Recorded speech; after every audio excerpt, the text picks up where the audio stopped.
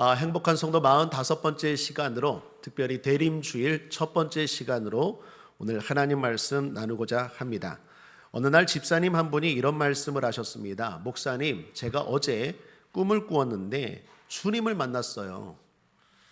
그런데 너무 좋을 줄 알았는데 그렇지 않았어요. 제가 이유를 물었습니다. 주님을 만났는데 왜 좋지 않았을까요? 그때 집사님 말씀하시길 주님이 가자고 하시는데 제가 너무 준비가 안 된 거예요. 제가 그동안 믿음으로 산 게 별로 없는 거예요. 천국으로 가자 하는데 제가 주님께 꿈에 이렇게 말했어요. 주님, 좀 더 시간을 주세요. 주님, 좀 더 시간을 주세요. 그러다가 꿈에서 깨었다고 합니다. 사랑하는 여러분, 우리는 늘 주님 맞을 준비가 되어 있어야 하겠습니다.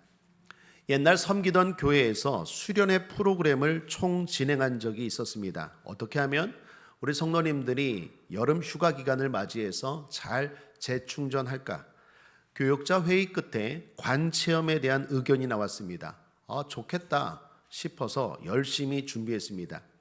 실제 사용하는 관 5개를 구입하고 공간도 장례식장처럼 꾸몄습니다. 그리고 음악도 분위기도 모두 장례식장처럼 꾸몄습니다. 그리고 한 사람씩 대상자들이 나와서 잠깐 관에 들어갔다가 나오는 체험이었습니다. 시작할 때는 성도님들이 막 웃고 아이들도 장난치고 막 분위기가 밝았어요. 그런데 말씀을 읽고 기도하면서 점점 진지해지고 나중엔 숙연해지기까지 했습니다. 한 사람씩 관 속에 들어갑니다. 뚜껑을 닫습니다. 그리고 못질하는 것처럼 망치로 쿵쿵쿵 두드립니다. 그렇게 관 속에서 한 5분 정도 있다가 나오는 것이었습니다. 그런데 하나님이 우리가 기대했던 것보다 훨씬 더 큰 은혜를 부어주셨어요. 나중에 수련회 관련해서 설문조사를 했는데 가장 인상 깊었던 것이 관체험으로 나왔습니다. 사랑하는 여러분, 우리는 늘 마지막이라는 생각으로 준비하며 깨어 있어야 될 줄 믿습니다. 그래서 주님이 언제 부르셔도 천국으로 갈 준비가 되어 있어야 하겠습니다. 오늘은 대림절 4주간의 첫 시작 주일입니다. 대림절에서 대림은 한자로 기다릴 때와 임할임입니다. 주님이 이 땅에 오심을 기다리는 기간을 말하죠. 대림절을 뜻하는 영어 어드벤트도 오다, 도래하다라는 뜻입니다. 오실 주님을 기다리는 것입니다. 엄밀하게 말하면 다시 오실 주님을 기다리는 게 대림절입니다. 기독교 신앙에서 대림절은 3가지의 의미가 있습니다. 첫째는 예수님의 초림이고, 둘째는 예수님의 재림이고, 셋째는 예수님의 임재입니다. 초림은 과거이고, 재림은 미래이고, 임재는 현재이죠. 이 중에서 아직 일어나지 않은 것은 미래, 주님의 재림입니다. 우리는 주님의 초림을 알고 있죠. 2024년도 전에 예수님이 이 땅에 오셨죠. 그리고 우리는 주님의 임재를 현재 경험하고 있습니다. 여러분, 주님이 함께하고 있는 것 믿으시길 바랍니다. 그리고 이제 마지막 남은 건 주님의 재림입니다. 주님 다시 오십니다. 다시 오셔서 우리를 천국으로 인도하십니다. 또는 주님 오시기 전에 우리가 먼저 주님께 갈 수도 있습니다. 그날을 기다리며 준비하는 기간이 우리의 대림절입니다. 자, 그렇다면 어떻게 준비해야 될까요? 뭘 준비해야 될까요? 오늘 성경에서 주님은 말씀합니다. 깨어 있으라. 33절 주의하라, 깨어 있으라. 35절 그러므로 깨어 있으라. 37절에서도 깨어 있으라. 계속해서 반복해서 주님 말씀하십니다. 내가 너희에게 먼저 갈지 아니면 너희들이 먼저 죽고 나에게 올지 그건 모르겠는데 동일한 준비는 깨어 있는 거다. 깨어 있으라. 그렇다면 깨어 있다는 것의 의미가 뭘까요? 우리는 이 의미를 잘 알아야 됩니다. 특히 요즘 같은 말세 때 이단과 사이비가 잘못 해석하고 사람들을 미혹하는 이때에 우리는 이 깨어 있다라는 의미를 잘 알아야 됩니다. 그래서 성경을 잘 보시고 잘 해석해야 합니다. 오늘 이 말씀이 들어있는 마가복음 13장은 질문으로 시작합니다. 제자들이 예루살렘 도시에 갔어요. 거기 있는 큰 성전을 보고 마음을 빼앗겼습니다. 시골 출신 제자들 눈에 도시에 있는 성전이 대단히 웅장하고 화려하게 보인 것입니다. 그래서 예수님께 질문합니다. 자, 13장 1절입니다. 함께 읽어볼까요? 시작. 예수께서 성전에서 나가실 때에 제자 중 하나가 가로되 선생님이여 보소서 이 돌들이 어떠하며 이 건물들이 어떠하니이까. 그러자 예수님이 이렇게 대답하십니다. 2절. 예수께서 이르시되 내가 이 큰 건물들을 보느냐? 돌 하나도 돌 위에 남지 않고 다 무너뜨려지리라 하시니라. 그러자 제자들이 다시 질문합니다. 아니 왜요? 이 건물이 왜 무너집니까? 언제 무너집니까? 4절. 우리에게 이르소서 어느 때에 이런 일이 있겠사오며 이 모든 일이 이루려 할 때에 무슨 징조가 있사오리까? 그러자 예수님이 환난을 말씀하십니다. 환난이 징조다. 이런 환난을 볼 때 너희들은 이 성전이 무너질 것을 예측해라 라는 것입니다. 그러면서 6가지의 환난을 주님 말씀합니다. 첫 번째, 미혹이다. 5절 6절. 예수께서 이르시되 너희가 사람의 미혹을 받지 않도록 주의하라. 많은 사람이 내 이름으로 와서 이르되 내가 그러라 하여 많은 사람을 미혹해 하리라. 많은 사람이 내 이름으로 와서 내가 그다 그러면서 미혹한대요. 예수님의 이름을 빙자하고 예수님의 말씀과 교회를 이용해서 사람들을 미혹하니 주의하라라는 것입니다. 두 번째는 재난입니다. 8절. 민족이 민족을, 나라가 나라를 대적하여 일어나겠고 처처에 지진이 있으며 기근이 있으리니 이는 재난의 시작이니라. 재난의 끝이 아니라 시작이다. 전쟁, 지진, 기근, 이 3가지 재난들이 계속 일어날 것이다. 또 하나는 핍박입니다. 9절. 너희는 스스로 조심하라. 사람들이 너희를 공회에 넘겨주겠고 너희를 회당에서 매질하겠으며 나를 인하여 너희가 관장들과 임금들 앞에 서리니 이는 저희에게 증거되려 함이라. 예수 믿는다는 이유 하나만으로 너희를 핍박할 것이다. 미워할 것이다. 4번째 징조는 파괴다. 특별히 관계가 깨질 것이다. 12절. 형제가 형제를, 아비가 자식을 죽는데 내어주며 자식들이 부모를 대적하여 죽게 하리라. 모든 사랑의 관계가, 신뢰의 관계가 깨지기 시작할 거다. 5번째 징조는 타락이다. 사람들이 여러 가지로 타락할 것이다. 특별히 말세의 징조는 성전의 타락이다. 14절. 멸망에 가증한 것이 서지 못할 곳에 선 것을 보거든 읽는 자는 깨달을진저 그때 유대에 있는 자들은 산으로 도망할지니라. 여러분, 성경에 여기 읽는 자는 깨달을진저라는 말이 괄호 안에 들어있죠. 이것은 지금 다니엘서를 배경으로 하는 말입니다. 구약성경 다니엘서에 보면 멸망에 가증한 것이라는 표현이 나오는데 거기 이방인들이 이스라엘을 공격해서 성전을 장악하고 그 성전에서 우상 숭배를 행한 것입니다. 그 내용을 지금 예수님의 말씀을 듣는 사람들이 다 알고 있어요. 그러한 지식을 알고 있어요. 이스라엘이 그렇게 되었을 때, 성전이 타락했을 때 무너진 것 너희들 알고 있지? 그런 것처럼 마지막 때에도 성전이 타락할 것이다. 우상 숭배의 장소가 될 것이다. 여러분, 오늘날도 성전의 타락이 일어나고 있지 않습니까? 이단과 사이비가 특히 교회를 인수하기 시작해요. 힘들게 빚을 내서 건축한 교회 건물들이 성도들이 빚을 감당하지 못해서 경매 매물로 나오고 있죠. 그리고 이를 이단들이 사들여서 자기들이 섬기는 우상, 그러한 장소로, 공간으로 사용하고 있지 않습니까? 또는 유럽이나 미국에서는 교회 건물이 클럽이나 또는 술집이나 카페로 변형돼서 사용된다는 사례들도 많이 봤어요. 이처럼 주님 오실 날이 가까울 때는 성전의 타락이 일어날 것이다 라고 말합니다. 마지막 6번째는 미혹인데요, 아주 적극적인 미혹입니다. 21, 22절 이 말씀을 함께 읽어보죠. 시작. 그때 사람이 너에게 말하되 보라 그리스도가 여기 있다, 보라 저기 있다 하여도 믿지 말라. 거짓 그리스도들과 거짓 선자들이 일어나서 이적과 기사를 행하여 할 수만 있으면 택하신 백성을 미혹해 하려 하리라. 미혹은 미혹인데 아주 강력한 미혹이에요. 이적과 기사를 행해요. 능력을 어느 정도 행한다는 거예요. 그러면서 사람들을 미혹하는데 특별히 택하신 백성을 미혹하게 하리라. 신자들이 대상입니다. 옛날에는 이단과 사이비가 불신자들을 포교했는데 지금은 그렇지 않죠. 교회가 있는 집에 오히려 와서 나는 교회를 다니고 예수 믿는다고 하는데도 불구하고 성경을 가르쳐 준다는 둥, 진리를 가르쳐 준다는 둥, 그러면서 할 수만 있으면 교회 다니고 예수 믿는 사람들을 포교하려고 하죠.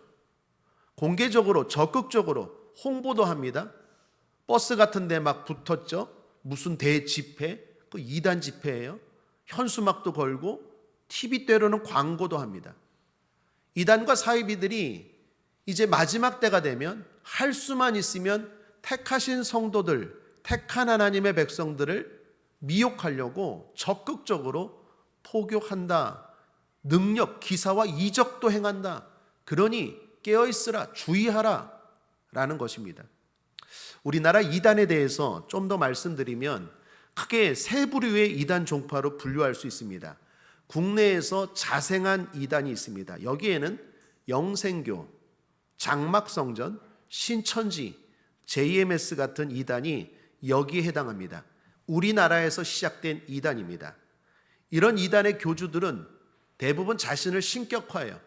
내가 감람나무라든지, 내가 이긴 자라든지, 내가 재림 예수라든지, 내가 무슨 어린 양이라든지, 무슨 백마 탄다든지, 이런 성경의 상징적인 용어들을 사용해서 교주들이 자기가 바로 그런 자다고 속이고 그리고 사람들을 포교하죠.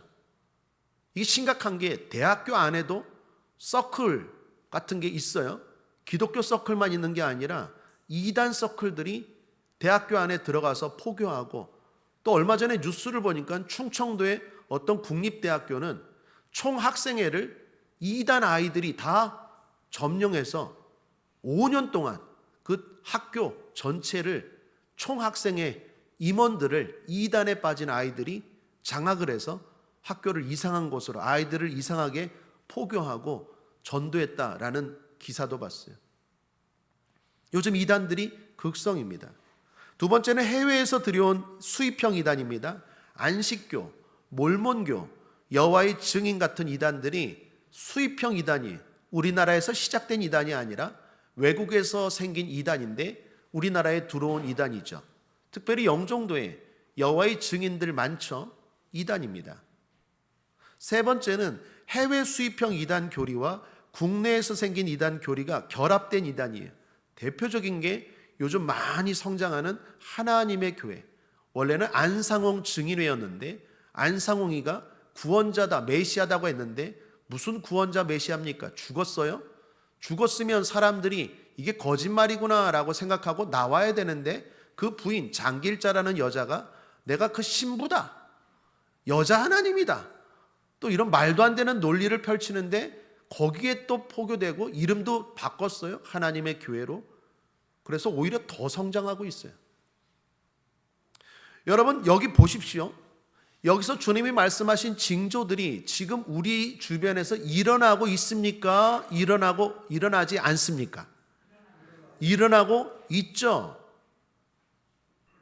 주님 이런 징조들을 볼 때 내가 너희들에게 다시 오신다고 하셨는데 다시 오실 날이 멀지 않았음을 깨닫고 깨어있으래. 놀라운 건 여러분 말씀하신 것처럼, 여러분이 보신 것처럼 지금 주님이 말씀하신 이 6가지 징조가 우리 주변에서 더 명확하고 분명하게 일어나고 있다는 거예요.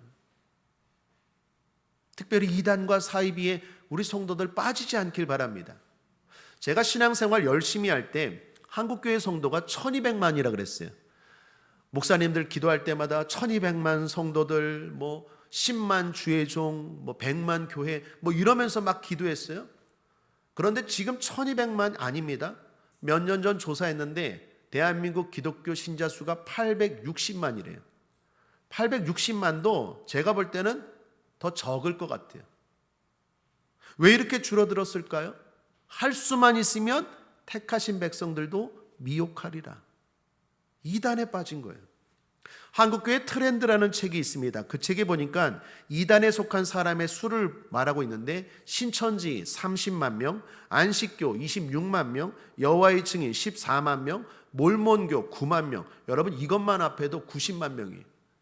그런데 하나님의 교회나 구원파 같은 그 외에도 다른 이단들의 수치는 공개하지 않아요. 거기서 공개하지 않으니까 몰라요.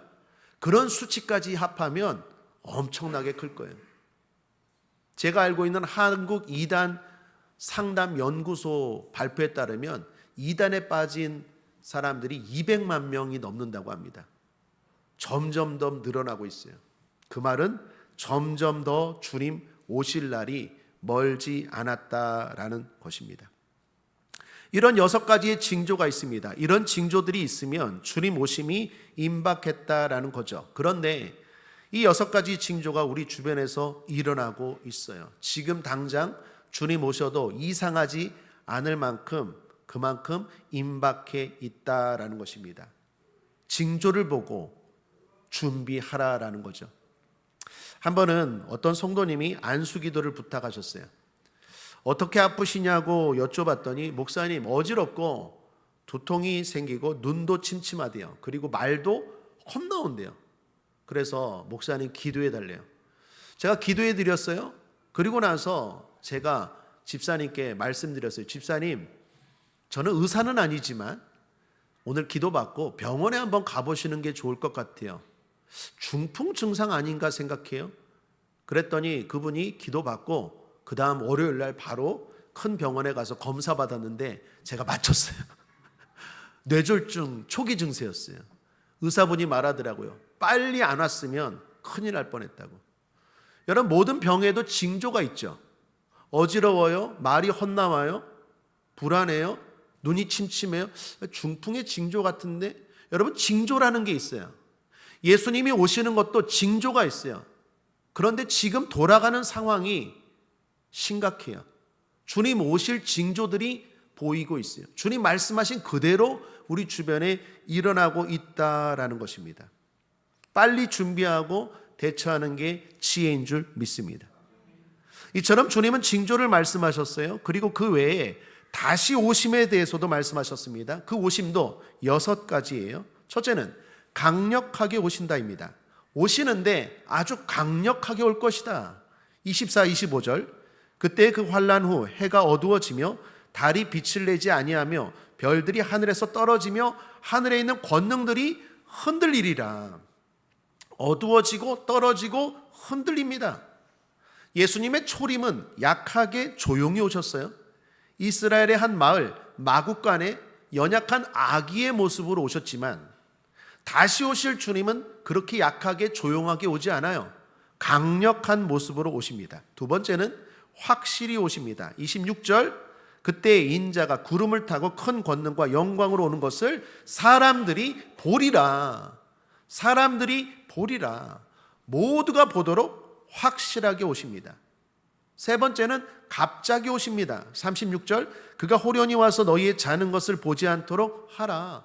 호련히 갑자기 오십니다. 네 번째는 반드시 오십니다. 31절.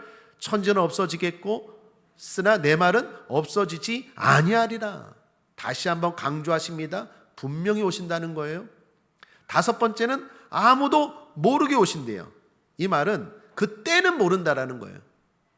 예측할 수 없다라는 거예요. 징조는 있지만 정확하게 몇 월, 며칠, 몇 시에 온다, 이건 아무도 모른다라는 거예요. 징조는 알지만. 31절, 32절. 그러나 그날과 그때는 아무도 모르나니 하늘에 있는 천사들도 아들도 모르고 아버지만 아시느니라.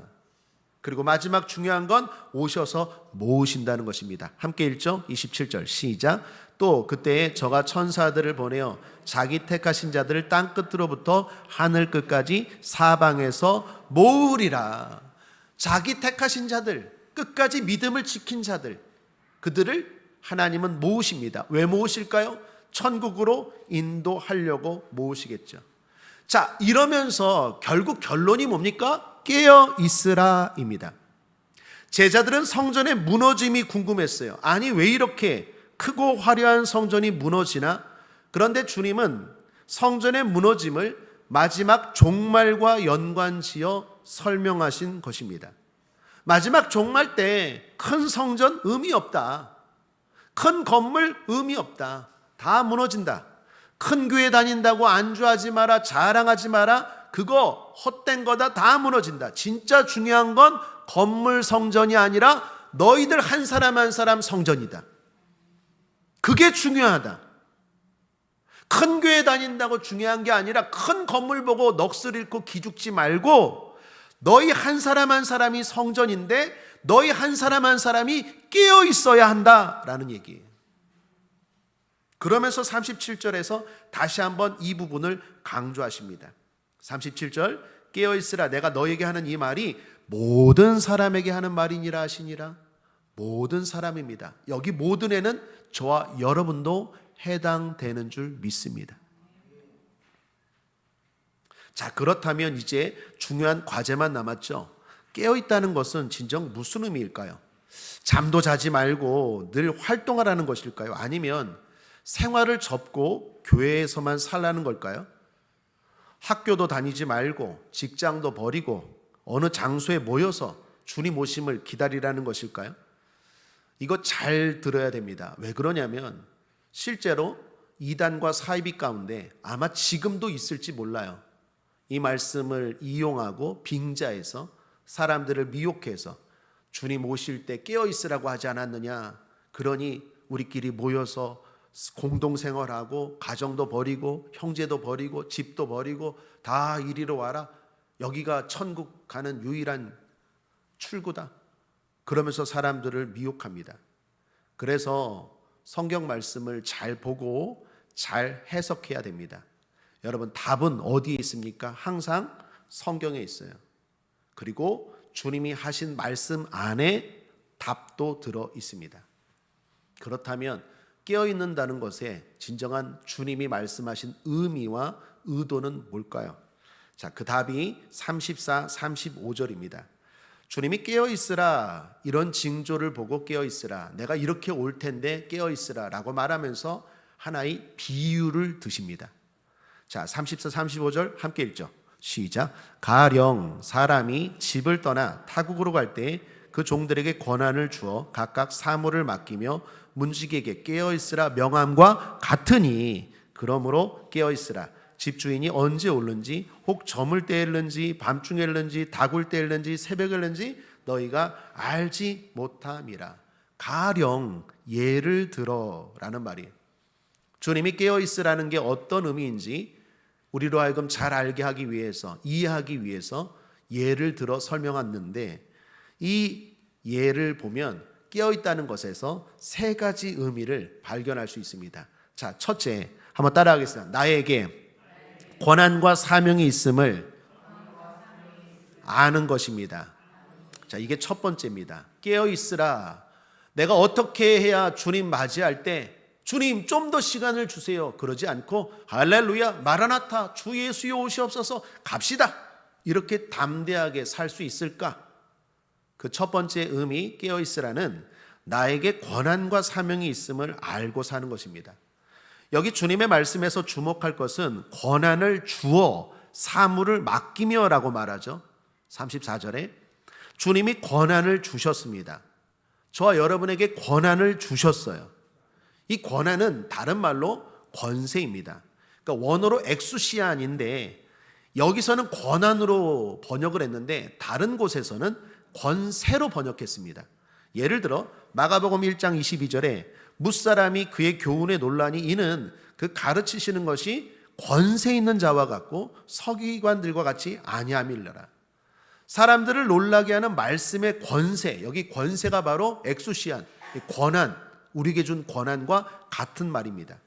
또한 2장 10절에 마가복음 2장 10절에 그러나 인자가 땅에서 죄를 사하는 권세가 있는 줄을 너희로 알게 하느라 하시고 중풍병자에게 말씀하시되, 여기 죄사함의 권세도 바로 권한과 같은 말입니다. 또한 마가복음 3장 15절 귀신을 내어 쫓는 권세도 있게 하려 하심이라, 이 권세도 권한과 같은 말이고, 마가복음 6장 7절에 12제자를 부르사 둘씩 보내시며 더러운 귀신을 제하는 권세를 주시고. 자, 그러므로 권한을 정리하면 이렇습니다. 말씀을 전하고 복음을 전해서 그 사람이 죄 사함을 받게 하고 귀신을 쫓아내고 능력을 행하는 권세가 오늘 성경에서 주님이 말씀하시는 권한입니다. 이 권한이, 이 권세가 저와 여러분에게 있는 것 믿으시기를 주님의 이름으로 축복합니다. 여러분, 이 권세가 우리에게 있어요. 마가복음 마지막 절이죠. 16, 17장, 17, 18절 함께 읽겠습니다. 시작. 믿는 자들이 이런 표적이 따르리니 곧 저희가 내 이름으로 귀신을 쫓아내며 새 방언을 말하며 뱀을 집으며 무슨 독을 마실지라도 해를 받지 아니하며 병든 사람에게 소원즉 나으리라 하시더라. 누가복음 10장 19절에도 내가 너에게 뱀과 전갈을 밟으며 원수의 모든 능력을 제할 권세를 주었으니 너희를 해할 자가 결단코 없으리라. 여러분, 권세의 특징이 뭡니까? 권세는요, 권세는 겉으로 외형적으로는 변함이 없어요. 예를 들면 윤석열 대통령께서 대통령이 되셨어요. 대통령이 되기 전과 대통령이 되고 나서 외모가 달라졌습니까? 외모가 똑같죠. 똑같이 말하고 똑같이 삼시세끼 먹고 똑같잖아요. 그런데 뭐가 달라졌어요? 권세가 달라졌어요. 권세는 외적으로는 알 수 없어요. 권세는 사용할 때 드러나요. 그게 특징이에요. 윤석열 대통령이 그 전과 대통령이 되고 나서 똑같지만 대통령이 되고 나서 말과 행동 하나하나에 권세가 임했어요. 그러므로 여러분, 주님이 주신 권세를 느끼고 알기를 원하십니까? 사용해 보시길 바랍니다. 복음을 전해 보십시오. 귀신을 대적해 보십시오. 병든 자를 위해서 기도해 보십시오. 능력이 나타나요. 사용할 때 나타나는 게 권세예요. 가만히 있으면 이 사람이 대통령인지 그냥 일반인지 몰라요. 다른 게 없어요. 변함이 없어요. 그런데 분명히 달라요. 그건 내가 사용할 때 알 수 있어요. 주님이 우리에게 권세를 주셨대요. 그 권세가 있다는 걸 일단 알아야 돼요. 그리고 사용해야 돼요. 뭐를? 주님이 맡기신 일을 위해서. 사물을 맡기며 라고 말씀합니다. 주님이 권세를 주신 이유는 그냥이 아닙니다. 목적이 있습니다. 그것은 맡긴 사물을 잘 감당하라는 거죠. 사물은 에르고온이라는 단어인데 일로 번역할 수 있어요. 여러분, 주님이 저와 여러분에게 맡기신 일이 있습니다. 그 일이 있다는 걸 아셔야 돼요. 주님의 영광을 드러내는 일입니다. 주님을 사랑하는 일입니다. 내가 하는 일을 통해 주님의 영광과 사랑이 드러나게 하는 일입니다. 요즘 보면 많은 그리스도인들이 자신들의 직업과 재능을 통해서 하나님을 드러내죠. 운동선수는 운동으로, 가수는 노래로, 연기자는 연기로, 직장인은 직장에서 그렇게 사는 게 깨어있는 것입니다. 송도 신도시에서 편의점을 운영하는 집사님이 계십니다. 편의점 일에 바빠서 많은 교회 모임에 참석하지 못함을 이분은 늘 죄송해 하셨어요. 그래도 공예배, 주일예배, 수요예배, 철야예배, 공예배는 열심히 참석하려고 애를 쓰셨어요. 편의점 일을 해보신 분들 아십니까? 이 대단히 힘듭니다. 온 가족이 막 달라붙어야 되고, 안 그러면 아르바이트생을 많이 구유해야 돼. 24시간이 돌아가니까. 그러니까 그 사업을 하고 나서 너무 바빠진 거예요. 돈은 많이 버는데. 한 번은 제가 사업장에서 예배드리면서 그분에게 이런 말씀을 드렸어요. 집사님, 예배 많이, 모임에 그렇게 많이 참석 못하는 건, 안타까워하는 건 좋은데 그것보다도 깨어있으면 됩니다. 깨어있으라고요? 그게 무슨 말씀이세요? 그래서 그렇게 했어요. 집사님에게 맡겨진 이 사업장이 주님이 맡기신 것 아닙니까? 실제로 기도하고 오픈한 거거든요. 얼마나 많은 손님들이 찾아옵니까? 그 손님들에게 주님의 영광을 드러내십시오. 집사님에게 주신 권세를 가지고 집사님에게 맡기신 일, 이 사업장을 통해서 주님의 사랑과 영광을 드러내십시오. 아, 그러면 되겠네요. 그러더니 그 다음부터 손님들이 오면 그냥 계산만 하는 게 아니라 껌도 서비스로 주고 사탕도 주고 1+1인데 1+2 해주고 그러면서 복음을 전한 거예요. 그리고 나중에는 전도도 한 사람을 해오고 그래서 교회로 인도한 거예요. 여러분, 그게 끼어 있는 거예요. 내가 있는 그 자리에서 하나님의 영광을 드러내는 것, 그게 끼어 있는 거예요. 처음에는 쑥스러웠는데 말을 하기 시작하고 예수 믿으라고 물건들을 전달하기 시작하니까 실제로 그걸 받아들이고 사람들이 좋아지고 또 좋은 평판이 나고 단골이 생기고 여러 가지로 좋아지더라는 거예요. 권세는 사용할 때 드러나는 줄 믿습니다.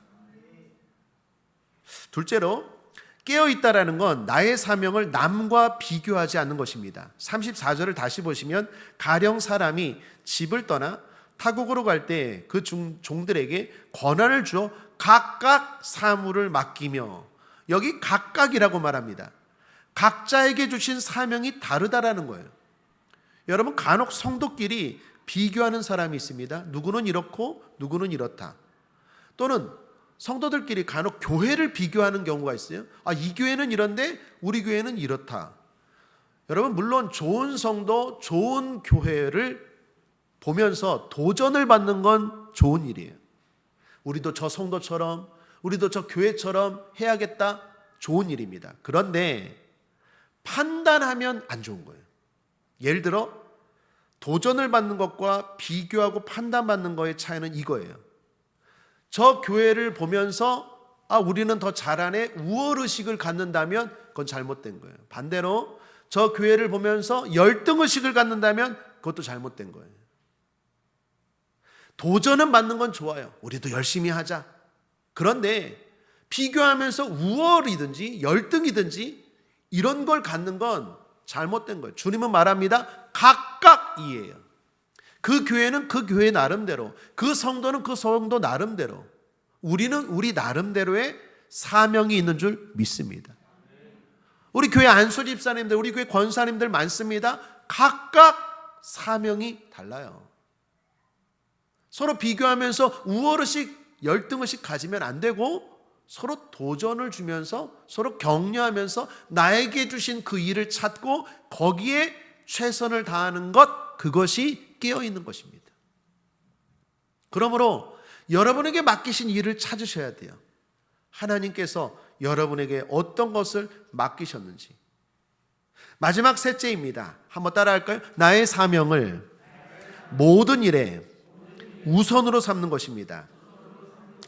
주신 권한으로 주신 사명을 감당하는 거예요. 비교하지 않고 감당하는 것입니다. 그게 깨어있는 거라고 말했는데 이 마지막이 중요합니다. 그것은 나의 사명을 나의 어떤 일보다도 우선으로 삼는 거예요. 그게 깨어있는 거예요. 예를 들면 여기 34절에 각각 사물을 맡기며 라고 했는데 이 사물은 일이라고 했죠. 그러니까 원어로는 토에르곤 아우투라고 해서 직역하면 그분의 일입니다. 그분의 일. 그분의 일. 그런데 이 단어가 여기 말고 다른 곳에서도 딱 한 번 사용되었어요. 마가복음 안에서 토에르곤 아우트라는 말이 딱 한 번 사용되었는데 그 딱 한 번 다른 구절이 어디 구절이냐? 14장 6절입니다. 함께 읽어볼까요? 시작. 예수께서 가라사대 가만두어라. 너희가 어찌하여 저를 괴롭게 하느냐? 저가 내게 좋은 일을 하였느니라. 여기 좋은 일이라 할 때 이 일이 바로 오늘 본문의 사무와 같은 말입니다. 토에르곤 아우투예요. 여러분, 마가복음 14장 이야기는 마리아 이야기입니다. 마리아가 예수님을 너무 사랑했죠. 그리고 옥합을 깨뜨려서 향유를 예수님께 부었어요. 다른 사람들은 심지어 제자들도 그거 낭비라고 막 책망했죠. 그러나 마리아는 낭비가 아니에요. 아깝지 않아요. 그 어떤 것, 그것보다 더 비싼 것 부을 수 있어요. 왜 그렇습니까? 이유가 뭡니까? 마리아에게 예수님을 섬기는 일은 가장 중요하기 때문입니다.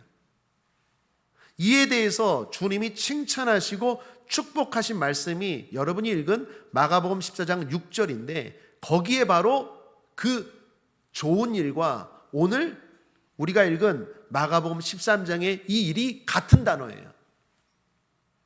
그러므로 깨어있다는 건 무슨 말입니까?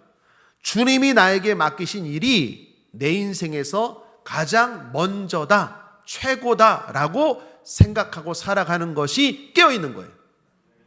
여러분, 예배가 사업보다 먼저입니다. 봉사가 직장보다 먼저입니다. 기도가 공부보다 먼저입니다.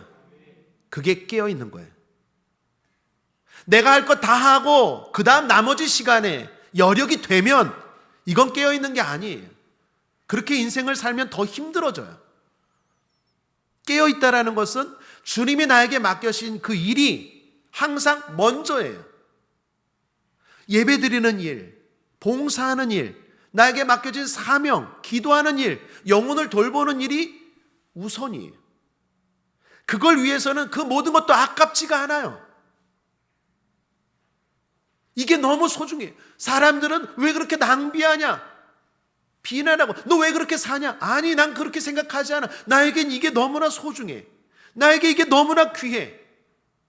설령 내가 직장을 잃어버려도, 설령 내가 친구들을 잃어버려도 나에겐 이게 소중해. 그렇게 사는 게 깨어있는 것이고, 그렇게 살면 주님이 책임져 주십니다. 그게 깨어있는 거예요.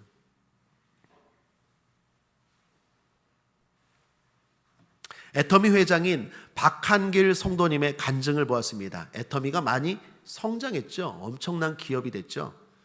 사업을 야심차게 하셨답니다. 그런데 40 중반에 모든 힘과 역량을 모아 창업한 인터넷 쇼핑몰 사업이 부도를 맞았답니다. 그래서 하루아침에 빚더미에 앉았고 설상가상으로 과로와 스트레스로 간경화까지 왔답니다. 병원에 가니까 의사분이 몇 개월 안 남았다는 사형 선고 같은 진단을 하시더래요. 그때 집에 와서 절망 가운데 누워 있는데 지나온 삶이 막 후회가 되더랍니다. 무엇보다 믿음으로 살지 못하고 주님 만날 생각하니, 그때도 성도였기 때문에 믿음은 있었어요. 너무 두렵고 후회가 되더래요. 내가 왜 이렇게 살았을까? 내가 이렇게 열심히 산 결과가 결국 간경화고 사업은 부도고. 그래서 이분이 결단을 합니다. 얼마 남지 않은 인생, 죽기 전에 5명을 전도해야겠다. 목표를 세웠어요. 5명. 그리고 이전에 사업하다가 남은 부도 났으니까 물품들 많을 거 아니에요. 물품들. 그 물품들을 활용해서 아는 사람들에게 저렴한 가격에 넘기면서 그걸 빌미로 전도를 했어요. 이거 싸게 넘길 테니까 교회 한번 가자고, 예수 믿으라고. 마음을 다해서 진심으로 전도했어요. 그랬더니 한 사람이 예수 믿기 시작하고 또 한 사람이 예수 믿기 시작하고, 그러다가 목표 5명을 전도하게 된 거예요. 근데 놀라운 건 간경화도 치료가 된 거예요. 분명히 의사분이 심각하다 했는데 하나님이 고쳐주신 거예요. 그리고 사업은 이전보다 더 잘 돼서 지금의 애터미가 되었다라는 간증이에요. 그분은 이렇게 말합니다. 제가 신문에서 봤는데, 건강해지기 위해 또는 사업 잘 되게 하기 위해 예수를 믿는 게 아닙니다. 반대입니다. 예수 잘 믿어 하나님 나라 구하는 게 저의 목표입니다. 사명이 사업보다 먼저입니다. 사명이 건강보다 먼저입니다. 그것이 애터미를 하는 목적입니다. 이렇게 살 수 없을까요? 우리 하나님 못 믿습니까? 우리 하나님 믿어봅시다. 하나님 믿어봅시다. 하나님을 믿는다 하지만 우리의 삶을 보면 믿지 못하는 것 같아요. 이러한 성도들, 이러한 목회자, 우리 교회에서 꼭 나오기를 축복합니다. 애터미 박한길 성도님이 가장 좋아하는 말씀이 마태복음 6장 33절이에요. 너희는 먼저 그의 나라와 그의 의를 구하라. 그리하면 이 모든 것을 너희에게 더하시리라. 김미경 씨의 짤막한 간증 하나 소개하고 말씀을 정리하고자 합니다. 김미경 씨 혹시 들어보셨습니까? 자기 개발가로 유명한 분이죠. 대한민국을 대표하는 여성 멘토 상도 나라에서 받은 분입니다. 많은 사람들에게 동기부여를 하고 어떻게 살아야 하는지를 전하는 유명한 강사입니다. 이분이 마침 지난주 한 공영 프로그램에 나와 강연을 했는데 제가 그걸 보지는 못하고 그 기사 내용만 봤어요. 잠깐 읽어봐 드리면 최근 8kg을 감량했다는 김미경 씨는 몰라보게 달라진 얼굴로 나타났다. 음대를 졸업하고 우연한 기회로 강사가 된 김미경. 초기에는 지금과 같은 스타 강사가 아닌 무시당하기 일쑤였던 신입 강사였다고. 하지만 스스로를 채찍질하며 스타 강사 자리에 오른 김미경. 그런 피나는 노력에도 불구하고 코로나19가 심해지며 큰 위기가 찾아왔다. 모든 강연이 줄줄이 취소됐다는 김미경 씨는 코로나19 때문에 내 직업이 사라지는 줄 알았다. 6개월 동안 수입이 빵원이었다. 우리 회사는 제 강사료 수입으로 돌아간다. 직원이 7명 정도 되는데 할 일이 없는 거다. 오죽하면 월급을 30% 깎겠다고 직원들이 말합니다. 속으로 얘들아 50% 깎아도 안 돼. 큰일 났어 싶었다고 털어놨다. 불안함에 매일 새벽 4시 반에 일어나 시장을 분석했다는 김미경 씨는 온라인 콘텐츠 사업으로 돌파구를 찾았다. 그렇게 IT 업계에 발을 들인 김미경 씨는 직원도 7명에서 100명으로 늘리며 또 한 번 승승장구했다고 한다. 그러나 코로나19가 진정되면서 오프라인 사업이 부활하고 온라인 사업이 다시 위기를 맞았다. 김미경 씨는 억대 대출을 받아서 100명 월급을 채웠다. 만약 돈이 없으면 집에 못 가는 거다. 무서워서 못 가겠더라며 주말이면 회사 직원들이 안 나오는 동안 SNS에서 무슨 짓을 해서라도 매출을 채워야 된다는 생각에 집에도 못 갔다고 떠올렸다. 하지만 위기는 극복될 기미가 없었고 김미경 씨는 직원들의 뒷담화까지 듣고 큰 충격을 받았다고 밝혔다. 김미경 씨는 우리 회사는 CEO가 나가야 된다는 얘기를 듣고 엘리베이터를 못 타겠더라라고 말했다. 직원들이 무서워서 엘리베이터를 못 타고 걸어 다녔다며 그때 막내가 아팠다. 막내가 나 아파 하는데 집에 못 가는 상황이었다. 그래서 내 입에서 왜 아프고 땡땡 욕입니다. 엄마가 얼마나 힘든데 라는 말이 나오더라. 그 얘기가 나오는 순간 내가 미쳐가고 싶는구나 싶다라고 밝혔다. 혈압이 189였다. 응급실 가서 겨우 살았다. 지방간의 몸무게 73kg였다. 김미경 씨는 극단적인 생각까지 했다고 밝혔다. 제가 신문 기사의 한 일부분을 좀 소개했습니다. 여기까지인데 지금은 회복이 됐대요. 그리고 공영방송에서는 이 정도로만 말했지만 회복된 이유는 주님이라고 말합니다. 그분의 짤막한 간증 하나 한번 듣겠습니다. 이렇게 똑같이 오늘 같은 하루를 매일 카피해서 계속 살 거면 그럼 뭐하러 계속 살지? 그만 살아도 되겠다라는 생각이 나도 모르게 막 눈물이 터졌는데 결정적으로 그때 우리 언니한테 전화가 온 거예요. 우리 언니가 목사잖아. 근데 울면서 뭐냐, 언니 열심히 살아. 내가 끝까지 왔거든. 직원이 100명이고 매출도 엄청 나고. 근데 언니 여기 와봤는데 나 아무것도 없어. 내가 다 망친 것 같아. 나 좀 살려줘. 밤 11시에 그날 바로 온 거예요. 와서 막 하나님을 나한테 전하고 네가 죽어야 돼. 네가 죽으면 그 안에 하나님이 들어가셔. 그리고 너와 연결될 때 네가 여태까지 살았던 게 10이면 하나님과 연결됐을 때 1000배 만배의 하나님이 너를 통해 일하시면 얼마나 멋있니까 옛날에 그러지가 않는데 너무 쏙쏙 들리면서 그날 작년 3월 20일 그때 영접 기도라는 말을 진짜 한 거거든요. 이렇게 똑같이 오늘 같은 짧은 광고입니다. 내용은 열심히 살고 돈을 그렇게 많이 벌었는데 매일매일 똑같더래요. 그래서 허무하고 죽음까지 생각하고 또 사업은 막 힘들어졌다고 공황장애까지. 그런데 언니가 목사님인가 봐요. 너가 자아가 죽으면 하나님이 너 안에서 일을 하셔. 그러니까 여러분 옛날에 제가 주인이라는 제목으로 말씀 나눴죠. 저와 여러분의 주인은 주님이신 줄 믿습니다. 그렇게 살았더니 인생이 달라졌고 최근에는 완전히 변화되었다라는 간증입니다. 사랑하는 여러분, 깨어 있읍시다. 말씀을 정리합니다. 함께 읽어보겠습니다. 시작. 행복한 성도 45번째 시간이자 대림절 첫 번째 주일로 깨어있음에 대해 은혜를 나누었습니다. 성경은 계속해서 우리에게 깨어있으라고 말합니다. 대림절은 내가 지금 깨어있는지를 점검하는 절기입니다. 깨어있읍시다. 주신 권한으로 사명 잘 감당합시다. 남과 비교하지 말고 나의 사명을 최우선으로 하며 삽시다. 그러면 주님 오심이 우리가 주님께 감히 두렵지 않을 것입니다. 오히려 행복할 것입니다. 예수 승리. 기도하겠습니다. 조신 하나님 아버지, 깨어있는 우리의 삶 되기를 원합니다. 깨어 있다는 것이 어떤 의미인지 잘 알고 아버지 오늘부터 지금부터 늘 깨어 있어 주님 오심이 우리가 주님께 감히 두렵지 않은 우리 모두 되게 하여 주옵소서. 성령님 도와주시옵소서. 감사드리며 예수님의 이름으로 축복하고 기도했습니다. 아멘. 우리